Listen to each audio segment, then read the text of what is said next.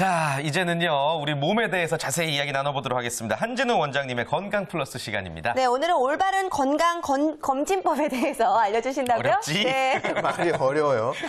매년 새해가 되면 계획들을 세우는데요. 네. 그중에 금연, 금주, 운동 등 이 건강에 대한 계획들을 많이 세우게 돼요. 그런데 이런 계획들이 헛되고 수포로 돌아가지 않게 하려면 지금 나의 현재 건강 상태와 숨어있는 질병 등을 찾아놔야 하는데요. 그래서 체계적인 건강 관리를 하기 위한 올바른 건강 검진 방법에 대해서 알아보려고 합니다. 네. 건강검진. 뭐, 누구나 다 이게 중요하다는 건 알고는 있지만 막상 가려면요, 뭐 챙겨가야 될 것도 많고, 거의 수납은 하셨어요? 뭐 이런 거 들어봐야 되고, 막 또 뭐 띵동 울리는 그 벨 소리 기다려야 되고, 네. 너무너무 복잡한데, 우리가 왜 건강검진을 받아야 되는지 이유부터 들어볼게요. 모두가 나의 몸이기 때문에 잘 안다고 생각합니다. 예. 특히 의료인들도 이런 경우가 굉장히 많은데요. 건강검진을 통해서 조기 발견하는 것이 중요하기 때문에 건강검진의 중요성을 이렇게 강조하는 거거든요. 자칫 내가 안다고 해서 방치하다가 알고 보니 손 쓸 수 없는 지경에 이르러서 죽음에 이르는 경우도 주변에 굉장히 많이 있습니다. 그래서 조기 발견하기 위해서 건강검진을 꼭 해야 되는 거죠. 아, 그렇군요. 네. 아, 요즘은 또 건강검진이 많이 발전하고 있다고 하죠. 현대의학은 과학기술의 발전과 같이 발전하는데요. 지금 광학기술, 카메라 같은 것들이 발전돼 있기 때문에 내시경, 위내시경이나 대장내시경, 자궁경부 등을 육안으로 보는 것처럼 이렇게 자세히 관찰하면서 조기에 발견할 수가 있으니까 내시경이나 자궁경부는 주기적으로 검진을 받아보시는 게 좋겠습니다. 네, 아무래도 자신을 너무 믿고 방치하면 안 된다라는 말씀이신 것 같은데요. 사실 저는요, 별명이 눈뜨먹이에요. 눈 뜨면 먹어야 돼요. 근데 이 건강검진은 몇 시간 동안 금식하라고 하잖아요. 저는 이것 때문에 정말 맞아. 건강검진을 받을 수가 없는데 도대체 왜 금식을 하라고 하는 건가요? 그럴 만한 이유들이 있는 게요. 네. 위장관을 직접 관찰하기도 하지 않습니까? 그럼 음식물이 있으면 그 관찰에 방해가 되겠죠. 또 마취나 수면 유도를 하는 경우에는 그 음식물이 넘어와서 질식하는 경우도 있고 또 공복 시에 그 수치가 기준이 되는 검사들도 있기 때문에 그런 여러 가지 이유 때문에 공복으로 오도록 이렇게 유도하는 거죠. 네, 참아야 어쩔 수 없는 거군요. 네. 예, 그래요. 뭐 다양한 검사들이 있잖아요. 건강검진 하면은 뭐 어떤 걸 하느냐에 따라 가격도 많이 다른 것 같은데 뭐부터 해야 된다 뭐 이런 게 있나요? 딱히 그 순서가 정해져 있는 건 아니지만은 예. 그 각자 개인의 연령이나 성별에 대해서 좀 주안점으로 둬야 될 항목들이 있고요. 그다음에 전반적인 것을 먼저 한 다음에 어디에서 문제가 생겼을 때 이제 구체적인 질병에 대해서 검사가 들어가는 것이 맞을 것 같습니다. 예를 들면 이제 기본적인 체중이나 신장, 맥박이나 뭐 이런 혈압 등을 검사하고 뭐 간염이라든지 혈중 뭐 콜레스테롤 농도 같은 수치를 한꺼번에 알 수 있는 간단한 기본 혈액 검사를 한 다음에 방사선 기본 방사선 하고 필요했을 때 초음파라든지 CT, MRI 등으로 이렇게 세분화돼서 내시경 등도 필요할 때 이렇게 검사를 도입하는 것이 그게 순서일 것 같습니다. 하나하나 순서에 딱 맞게 또 해보는 게 좋을 것 같은데 그런데 방금 연령별로 또 다르다라고 이야기를 해주셨는데요. 연령별로는 또 어떻게 검진을 받는 것이 좋은지도 소개를 해주실까요? 뭐 이제 흔히 10대, 20대는 간과하기가 쉬운데요. 10대에는 이제 성장 정도를 체크하는 게 중요하겠죠.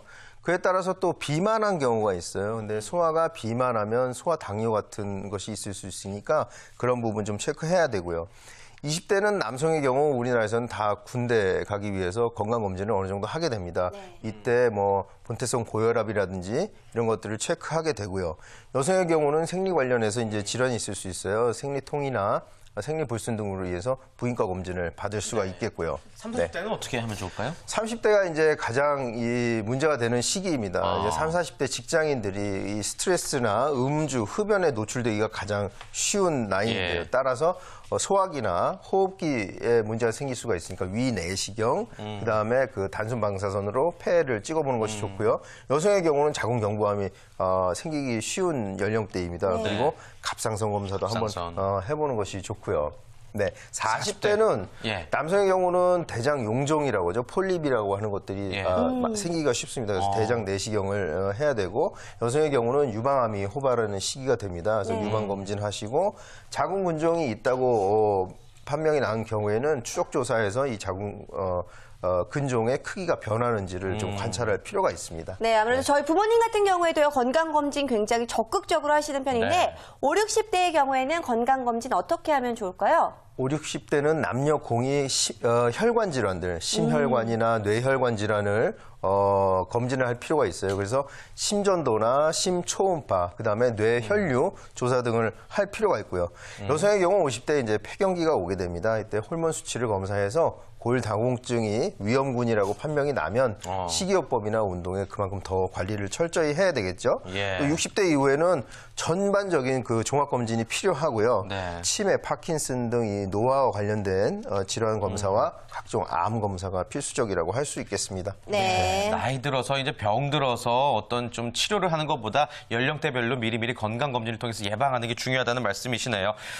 우리 패널들은 건강 검진을 하고 계신지 한번 여쭤볼게요. 효선 씨는 20대에 맞는 건강 검진 했어요? 아니요, 저는 네. 한 번도 건강검진 받아본 적이 없거든요. 근데 저도 요즘 들어서는 질병이 참 많아져서 뭐부터 받아야 될지 좀 걱정이 많아요.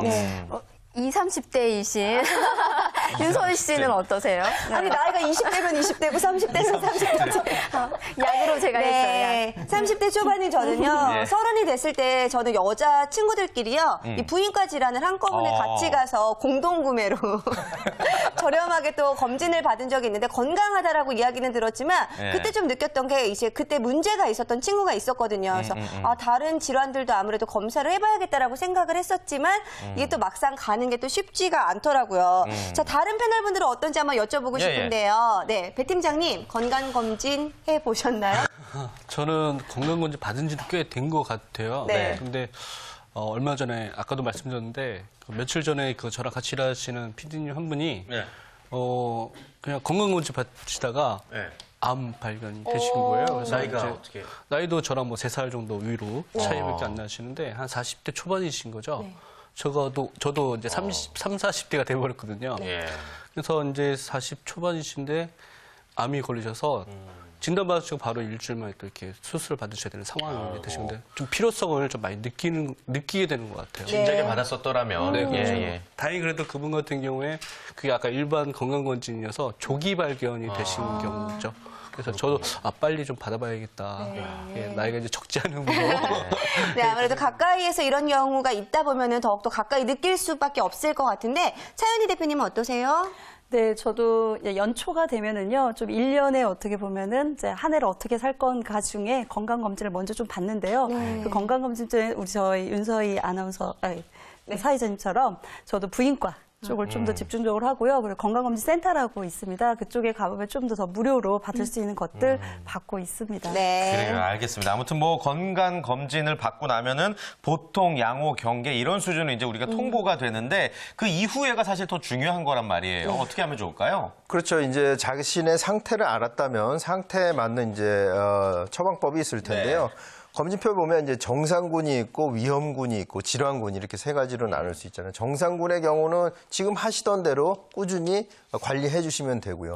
위험군인 경우는 치료할 필요는 없습니다만은 운동이나 식이요법 등을 적극적으로 해서 위험군을 정상군으로 이렇게 쉬프트 할 필요가 있겠죠. 네. 질환군의 경우에도 중요한 것은 뭐냐면 치료는 반드시 받아야 합니다. 근데 치료만 믿고 운동이나 생활 습관을 바꾸지 않으면 그 별로 의미 없는 치료가 되거든요. 그러니까 치료와 생활 습관 조절을 병행하시는 게 좋습니다. 네, 네. 건강검진을 하는 진짜 이유가 본인의 건강 상태를 파악할 뿐만이 아니라 관리까지 나아가야 된다는 점 여러분들 기억하시길 바라겠고요.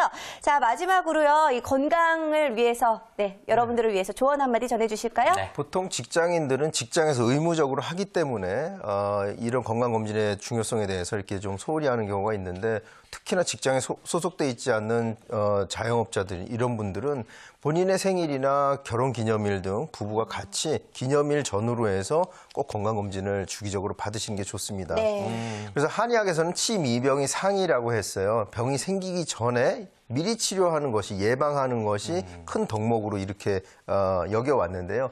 질병을 예방하는 것은 본인의 몫입니다. 치료는 의료인의 몫이지만 네. 그래서 질병이 생기지 않도록 예방하기 위해서 건강한 식사와 주기적인 운동을 꼭 실천하는 게 가장 중요하다고 생각합니다. 저 마지막으로 좀 궁금한 게 있는데요. 한의학에서도요, 건강검진의 준하는 무엇인가가 좀 있을까요? 지금 한의학에서는 현대 의료기기 사용이 좀 제한돼 있는데요. 기본적인 건강 관리, 아이들 취약 전에 그런 부분에는 한의사들도 같이 참여하고 있고요. 한방 병원급은 그 검진 기계들이 다 갖춰져 있으니까 한방 병원에 가시면 건강 검진도 충분히. 받으실 수가 있습니다. 네, 그렇군요. 자, 오늘도 유익한 말씀 전해주셔서 감사하고요. 자, 건강 플러스까지 오늘 준비한 시간은 여기까지입니다. 자, 오늘 이쯤에서 오늘 함께 해주신 분들과 인사 나눠보도록 할게요. 감사합니다. 수고하셨습니다. 수고하셨습니다.